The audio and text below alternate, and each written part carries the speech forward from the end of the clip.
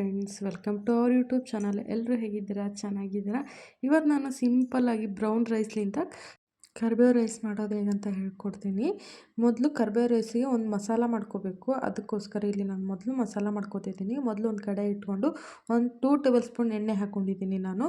ಎಣ್ಣೆ ಚೆನ್ನಾಗಿ ಕಾದ ನಂತರ ಒಂದು ಸ್ವಲ್ಪ ಕಡಲೆಬೇಳೆ, ಒಂದು ಸ್ವಲ್ಪ ಉದ್ದಿನಬೇಳೆ, ಒಂದು 10 ಮೆಣಸು, ಒಂದು 4ರಿಂದ 5 ಬ್ಯಾಡಗಿ ಮೆಣಸಿನ್ಕಾಯಿ, ಒಂದು ಇಡೀ ಕರಿಬೇವು ಹಾಕಿದ್ದೀನಿ ಇಲ್ಲಿ. ಇದನ್ನು ಹಾಕ್ಕೊಂಡು ಚೆನ್ನಾಗಿ ಫ್ರೈ ಮಾಡ್ಕೊಳ್ಳಿ. ಯಾರೆಲ್ಲ ನನ್ನ ಚಾನಲ್ನ ಸಬ್ಸ್ಕ್ರೈಬ್ ಮಾಡ್ಕೊಂಡು ನೋಡ್ತಿದ್ರೆ ಎಲ್ರಿಗೂ ತುಂಬ ಥ್ಯಾಂಕ್ ಯು. ಕರಿಬೇವು ತಿನ್ನೋದ್ರಿಂದ ವೆಯ್ಟ್ ಲಾಸ್ ಕಡಿಮೆ ಆಗುತ್ತೆ ಮತ್ತು ತಲೆ ಕೂದಲು ಉದುರೋದು ಕಡಿಮೆ ಆಗುತ್ತೆ. ನೀವು ಒಂದ್ಸತಿ ಮನೆಯಲ್ಲಿ ಟ್ರೈ ಮಾಡಿ ಯಾವ ಥರ ಬಂದಿದೆ ಅಂತಂದು ಕಮೆಂಟ್ ಮಾಡಿ ಹೇಳಿ ನನಗೆ. ಓಕೆ, ಇವಾಗ ನಾನು ಚೆನ್ನಾಗಿ ಹುರ್ಕೊಂಡಿದ್ದೀನಿ ನೋಡಿ. ಓಕೆ, ಈ ರೀತಿ ಹುರ್ಕೊಂಡಿದ್ದೀನಿ. ಇವಾಗ ಇದನ್ನು ಒಂದು ಮಿಕ್ಸಿ ಜಾರಿಗೆ ಹಾಕ್ಕೊಳ್ಳೋಣ. ಓಕೆ, ಇವಾಗ ನಾನು ಮಿಕ್ಸಿ ಜಾರಿಗೆ ಹಾಕ್ಕೊಂಡಿದ್ದೀನಿ. ಇದನ್ನು ಚೆನ್ನಾಗಿ ರುಬ್ಕೊಂಡು ಬನ್ನಿ.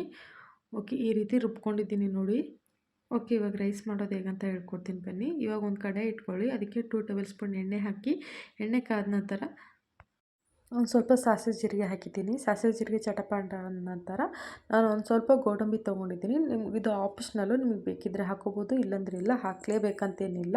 ನಾನು ಸ್ವಲ್ಪ ರುಚಿಗೆ ಚೆನ್ನಾಗಿರಲಿ, ನೋಡೋಕ್ಕೆ ಚೆನ್ನಾಗಿ ಕಾಣಲಿ ಅಂತಂದು ನಾನು ಇಲ್ಲಿ ಗೋಡಂಬಿ ಹಾಕಿದ್ದೀನಿ. ಇದನ್ನು ಸ್ವಲ್ಪ ಗೋಡಂಬಿ ಫ್ರೈ ಆದಮೇಲೆ ನಾನು ಉದ್ದಿನಬೇಳೆ, ಕಡಲೆಬೇಳೆ ಮತ್ತು ಶೇಂಗಾ ಇದನ್ನೆಲ್ಲ ಹಾಕ್ಕೊಂಡು ಒಂದು 2 ಬ್ಯಾಡಗಿ ಮೆಣಸಿನ್ಕಾಯಿ ಹಾಕಿದ್ದೀನಿ. ಎಲ್ಲವನ್ನು ಹಾಕಿ ಚೆನ್ನಾಗಿ ಫ್ರೈ ಮಾಡ್ಕೊಳ್ಳಿ. ಸ್ಪೆಷಲಾಗಿ ಹೇಳ್ಬೇಕಪ್ಪ ಅಂತಂದರೆ ನಾನಿಲ್ಲಿ ಬ್ರೌನ್ ರೈಸ್ಲಿಂದ ಮಾಡ್ತಿರೋದು, ನಾರ್ಮಲ್ ರೈಸಿಂದ ಅಲ್ಲ. ಬ್ರೌನ್ ರೈಸು ಯಾವ ಥರ ಮಾಡೋದು ಅಂತ ಬೇಕು ಅಂದರೆ ಕಮೆಂಟ್ ಮಾಡಿ ಹೇಳಿ, ಅದನ್ನು ಕೂಡ ನಿಮ್ಗೆ ತೋರಿಸ್ಕೊಡ್ತೀನಿ ನಾನು. ಬ್ರೌನ್ ರೈಸ್ ತಿನ್ನೋದ್ರಿಂದ ತುಂಬಾ ಉಪಯೋಗಗಳಿದೆ ಅಂತ ಹೇಳ್ಬೋದು. ಇಲ್ಲೊಂದು ಸ್ವಲ್ಪ ಕರಿಬೇವು ಹಾಕಿದ್ದೀನಿ. ಬ್ರೌನ್ ರೈಸ್ ತಿನ್ನೋದ್ರಿಂದ ವೆಯ್ಟ್ ಲಾಸ್ ಕೂಡ ಕಡಿಮೆ ಆಗುತ್ತೆ. ಅದರಲ್ಲಿ ಶುಗರ್ ಇಲ್ಲ, ಮೇನಾಗಿ ಮೂಳೆಗಳೆಲ್ಲ ಗಟ್ಟಿಯಾಗುತ್ತೆ. ಅದಕ್ಕೋಸ್ಕರ ನಾನು ಬ್ರೌನ್ ರೈಸ್ನ ಭಾಳ ಪ್ರಿಪೇರ್ ಮಾಡೋದು ಅಂತ ಹೇಳ್ಬೋದು. ಇವಾಗ ನಾನು ರೈಸ್ ಹಾಕ್ಕೊತಾ ಇದ್ದೀನಿ. ಇಲ್ಲಿ ನಾನು ಇಬ್ಬರಿಗಾಗಷ್ಟನ್ನು ಹಾಕ್ಕೊತಾ ಇದ್ದೀನಿ ನೋಡಿ ರೈಸು. ಬ್ರೌನ್ ರೈಸ್ ಏನಪ್ಪ ಅಂತಂದರೆ ಒಂದು ಸ್ವಲ್ಪ ಅನ್ನ ತಿಂದ್ರೂ ಹೊಟ್ಟೆ ತುಂಬಿಡುತ್ತೆ.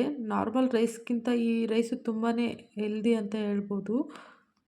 ಪ್ಲೇನ್ ಬ್ರೌನ್ ರೈಸ್ ತಿನ್ನೋದಕ್ಕಿಂತ ಈ ಥರ ಯಾವಾಗಾದರೂ ಒಂದು ಸತಿ ಈ ಥರ ಮಾಡ್ಕೊತೀನಿ. ನಿಮ್ಗೆ ಬಾಯಿಗೂ ರುಚಿ ಸಿಗುತ್ತೆ, ವೆಯ್ಟ್ ಲಾಸಿಗೂ ಹೆಲ್ದಿ ಅಂತ ಹೇಳ್ಬೋದು. ಈಗ ಒಂದು ಸ್ವಲ್ಪ ರುಚಿಗೆ ತಕ್ಕಷ್ಟು ಉಪ್ಪಾಗಿ ಚೆನ್ನಾಗಿ ಬಿಸಿ ಮಾಡ್ಕೊಳ್ಳಿ.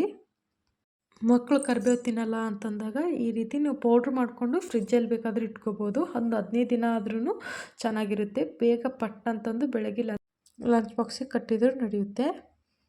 ಎಲ್ಲರೂ ಯೋಚನೆ ಮಾಡ್ತಾ ಇರ್ಬೋದು, ಯಾಕಪ್ಪ ಇದು ಗ್ರೀನಿಶಾಗಿ ಕಾಣ್ತಿಲ್ಲ, ಕರ್ಬೇವು ರೈಸ್ ಅಂದರೆ ಗ್ರೀನ್ ಕಲರ್ ಇರಬೇಕಲ್ಲ ಅಂತಂತ ಅಂದ್ಕೊಂಡಿದ್ದೀರಾ. ಬಟ್ ನಾನಿಲ್ಲಿ ಬ್ರೌನ್ ರೈಸ್ ತೊಗೊಂಡಿರೋದ್ರಿಂದ ಇಲ್ಲಿ ನಾನು ಕೆಂಪಿಗೆ ಕಾಣ್ತಿರೋದು ನಿಮಗೆ. ಸ್ವಲ್ಪ ನಾನು ವೆನಿಗರ್ ಹಾಕ್ಕೊಂಡಿದ್ದೀನಿ. ಇದು ಆಪ್ಷನಲ್ಲು, ನಿಮ್ಗೆ ಬೇಕಿದ್ದರೆ ಹಾಕಿ, ಇಲ್ಲಾಂದರೆ ಇಲ್ಲ. ವೆನಿಗರೇ ಹಾಕಬೇಕಂತ ಏನಲ್ಲ, ನನ್ನ ಹತ್ರ ನಿಂಬೆಹಣ್ಣು ಇರಲಿಲ್ಲ, ಅದಕ್ಕೋಸ್ಕರ ನಾನು ವೆನಿಗರ್ ಹಾಕಿರೋದು. ಲಾಸ್ಟಿಗೆ ಸ್ವಲ್ಪ ಕೊತ್ತಂಬರಿ ಸೊಪ್ಪು ಹಾಕಿದರೆ ಕರ್ಬೇವು ರೈಸ್ದು ಹೆಲ್ದಿಯಾಗಿರುವಂತಹ, ಆರೋಗ್ಯಕರವಾಗಿರುವಂಥ ಕರ್ಬೇವು ರೈಸ್ ರೆಡಿ ಆಗುತ್ತೆ ನೋಡಿ. ಇಷ್ಟೇ ಸಿಂಪಲ್ಲಾಗಿದೆ. ಮಾಡ್ಕೊಳ್ಳಿ, ತಿನ್ಕೊಳ್ಳಿ. ಹೇಗಾಗಿದೆ ಅಂತ ಕಮೆಂಟ್ ಮಾಡಿ ಹೇಳಿ. Thank you for watching.